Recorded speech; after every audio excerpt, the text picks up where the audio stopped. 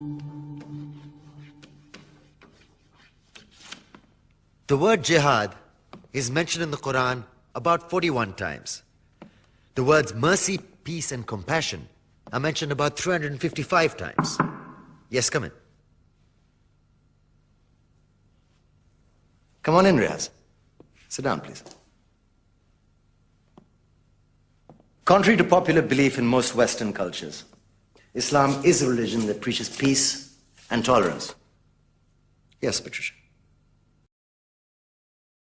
That preaches peace. And how come the world's most troubled spots, the West Bank, Afghanistan, Pakistan, Iraq, they're all plagued with Islamic terrorism? Well, that depends on your definition of terrorism. Some might argue that the US invasions of countries like Iraq and Afghanistan are also acts of terrorism. No, those were acts of war to get rid of at a country's oil. Conspiracy theories. Well, may I? Yes, please. Go ahead, Riaz. Mr. Khan is right. I mean, if we're talking about terrorists, the world's biggest terrorists are the white superpowers. Come on now. No, really, stop and think about it. Explain 9/11. Okay. Do you know how many people died in the Twin Towers strike? Around 3,000. And do you have any idea how many people died in the bombing of Afghanistan? Take a wild guess. More than 15,000 people died. And that's just conservative figures. About 50,000 tons of explosives were dropped on innocent civilians. Men, women, children. Yeah, but that was because of the Taliban.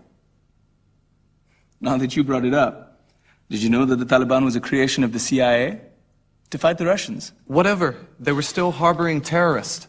Yeah, right. Terrorists that were never found. Just like the weapons of mass destruction that were never found in Iraq. Do you want to get into the death toll in Iraq? 500,000 civilians and counting. And what do Britain and America say when they don't find these weapons? It's simple. They just say sorry. And still refuse to relinquish control of these countries. What are you trying to say? What I'm trying to say is that just because you're American, wear a fancy suit, and call yourself the president, doesn't make you any less of a terrorist.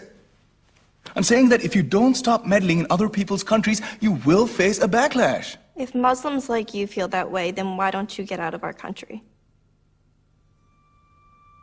We will. As soon as you promise to leave ours.